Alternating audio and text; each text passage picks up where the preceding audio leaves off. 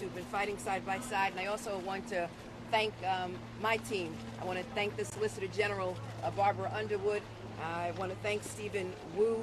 I want to thank Judith Dale, Scott Eisman, Matthew Palangio, Alina Goldstein. I want to thank them for their hard work and their commitment this afternoon. And I'm so proud of the arguments that they presented here today. When I took office as the Attorney General of the state of New York, I pledged to uphold the Constitution to the best of my ability. I also pledged not to allow anyone to subvert the Constitution and or to harm New Yorkers. It's a sacred promise that I made to the residents of New York and to all New Yorkers. And when one branch of government overreaches, I promised them that I would fight to bring our democracy back into balance. When those in power commit unlawful acts, we will hold them accountable for their actions.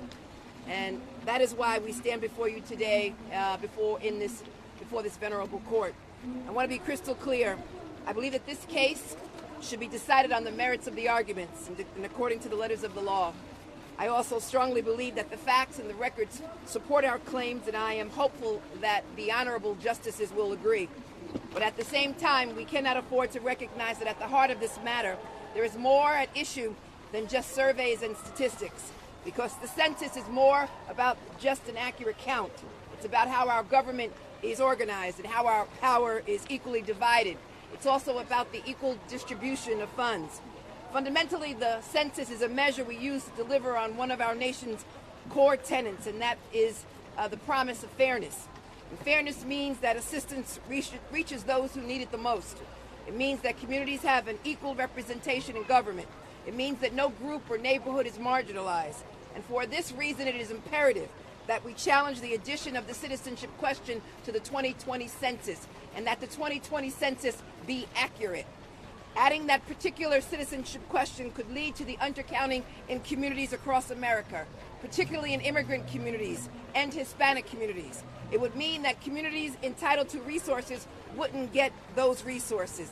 It would deny certain communities of equal representation. And so in the interest of fairness, in the interest of upholding this quintessential American promise, we are obligated to ensure the most accurate count in the 2020 census. And as such, we must use every tool at our disposal, in our arsenal, to fight to protect its integrity. And that's what we did today.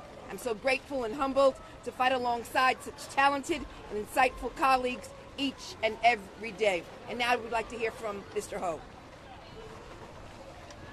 Thank you much, Attorney General James. It's an honor to work with your team.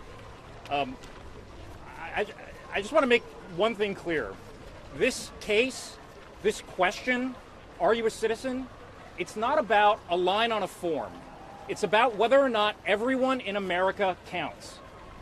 The government's own estimate is that putting this question on the census is going to cause 6.5 million people not to respond. They're just going to vanish from our nation's population count. Just to put that in perspective, it would be like if our 18th largest state just went poof. It will so severely damage the accuracy of the census that 6 states are at risk of losing a seat in the House of Representatives: California, Florida, Texas, Arizona, Illinois, and of course New York. It's critically important. It's a pillar of our constitutional structure to get the count right. Today's argument is the first step in that, because no matter what the court decides, it's on all of us to make sure that the census is accurate next year and that every community receives the representation and the resources that it's entitled to. Thank you. Thank you. Any questions? Yes, what's the risk? What's the risk of people not signing this form? There is a significant risk. I mean, all of the data suggests, and all of the experts suggest, even from Department of Justice as well as the Census Bureau, that it will undermine the count and will dramatically impact those states with significant number of immigrants, and particularly New York State. And that is why we are here to defend the census. You misunderstood my question. What's the risk of someone who's in this country illegally signing the census? It's private information. You're required by law to fill out the census. We must get the census right, and the reality is that the enumeration clause speaks to the issue of a count.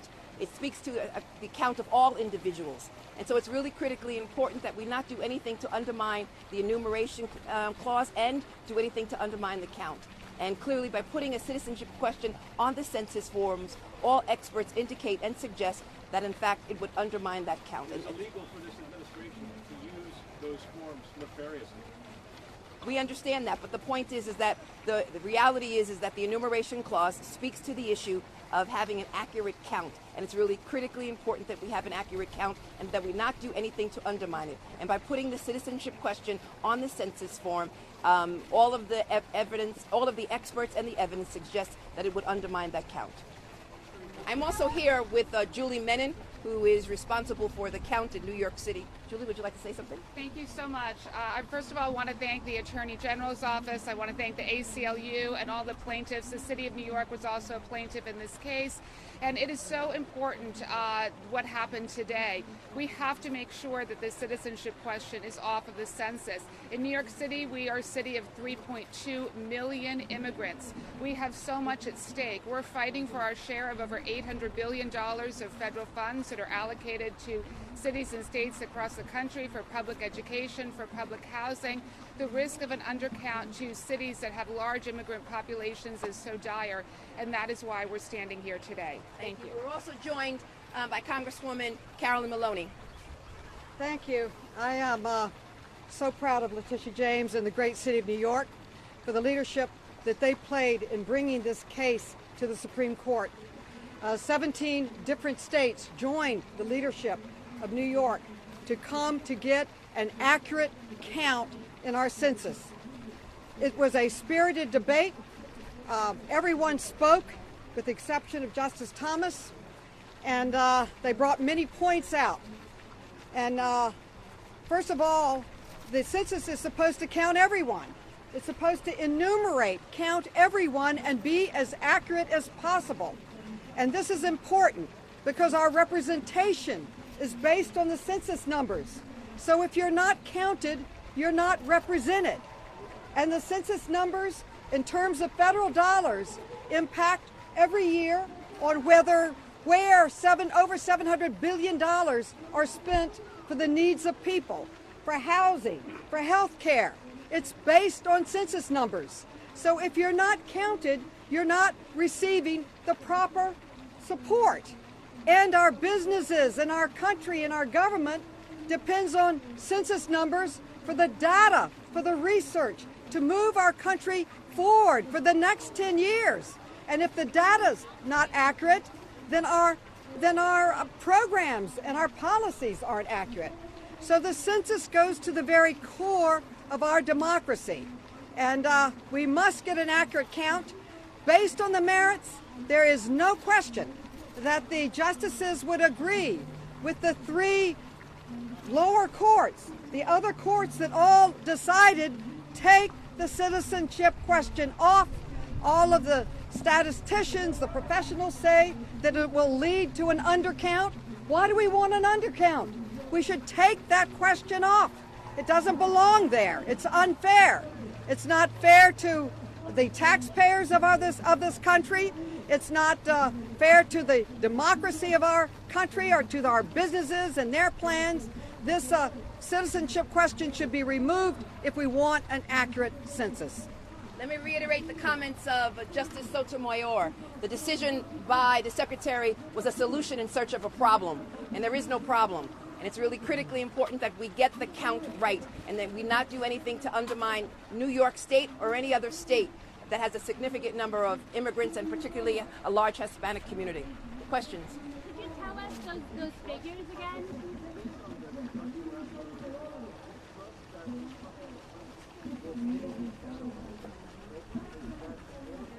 The question is this. The issue before the court is the enumeration clause and the Administrative Procedure Act, and whether or not this administration, the Secretary, was in violation of the Administrative Procedure Act as well as the enumeration clause. And clearly, based on his arbitrary and capricious decision to put this question on the census form, he acted arbitrarily because all of the data, all of the evidence, all of the reports, even his own staff indicated that this citizenship question would undermine the count.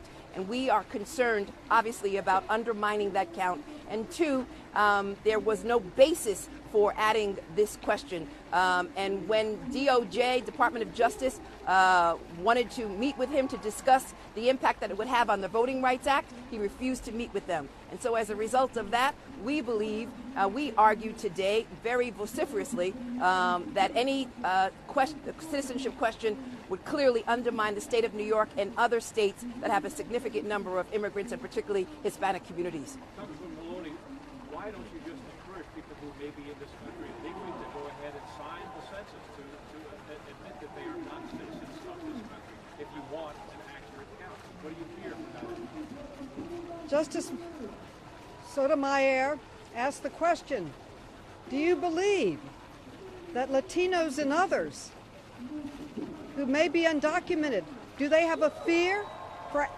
filling this out and showing that they are undocumented? And there is a real fear among people. We need to take that fear away because everyone needs to be counted.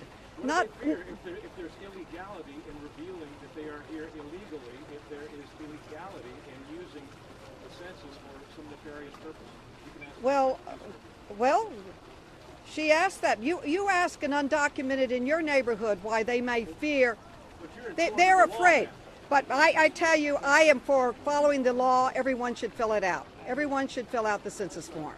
That's what I think. If I could address that question, everyone should, of course, fill out the census. There's a legal obligation to do so. But the Census Bureau has for decades opposed adding this question because the statisticians have done the research and they've discovered that if you add it, we're going to get fewer people responding to the census and a less accurate census. And let's not forget what the administration's purpose is here.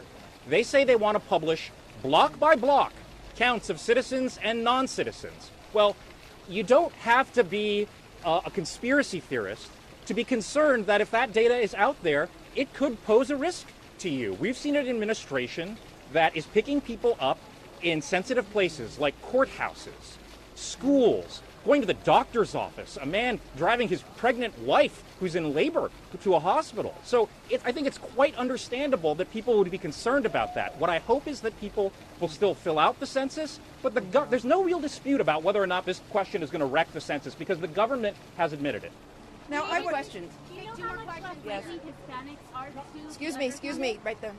What impact is this going to have on businesses, and not just big businesses, but specifically on smaller businesses? Congresswoman Maloney, what impact will this present from an economic standpoint to smaller businesses?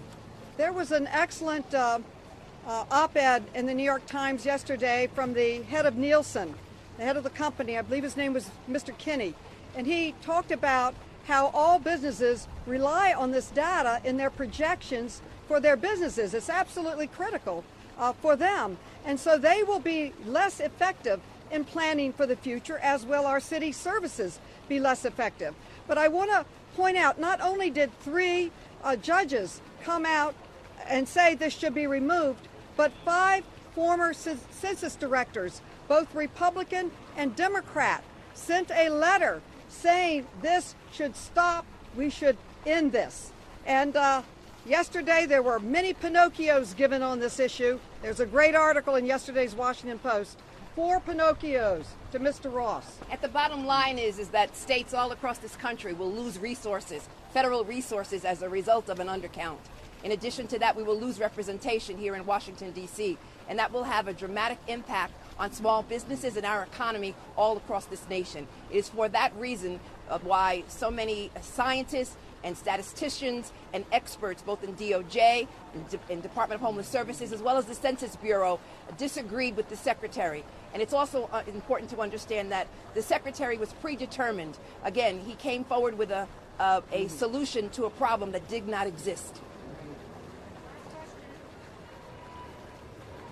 Thank you all for coming. Oh, sorry. You keep saying that there's a likely, we know that there will be an undercount and among Hispanics, but can you tell us how much, and specifically among Hispanics, what the estimate is of how much that undercount will be? The government's own estimate is that at the minimum, the lower bound estimate is that households that have a non-citizen in them we'll see a decline in census responses by 5.8%. That translates to 6.5 million people. That's more people than in our 7 smallest states combined. And also, I would just say in 2010, last time there was a census, there were 1 million children that were left out of the census, 400,000 whom were Latino, and that was without the citizenship question. So you really can see how grave this impact could be. Any other questions? Again, it appears that the issue of determining one's citizenship took priority over a constitutional obligation to get this count correct. And it's really critically important that we not do anything, add any question that will undermine that count. Last question? Do you have any sympathy for people who think that undocumented immigrants shouldn't be represented in Congress? The Constitution says that everyone should be counted. Even if you're visiting the country, if you just got in the country, documentation is in many stages. You can be in the process of becoming a citizen over many years, as you know. So the Constitution clearly states, and that's been the principle since 1740, that everyone should be counted. And when you look at city services, you are providing services to people that need them. So they need to be counted. You need to understand this. And businesses need to see the trends and know where the country is going. Numbers count. It's very simple. We should count everyone. That's what every judge has said so far, what every statistician has said so far, what the professionals at the Census Bureau have said so far, what 5 former heads of the Census Bureau, both Republican and Democrats, have said. If it's based on the merits, definitely we will win this case. I think the point is that the enumeration clause speaks to the count of every individuals, and not just Americans, not just citizens. It's everyone. And the bottom line is that there are a significant number of undocumented individuals who contribute greatly to the economy of the United States of America, and they have a right to be represented. Thank you all. Thank you, New York, for leading a great case. You were up there, weren't you? I was. I was so in the back I couldn't see. You did a great job. Thank you so much.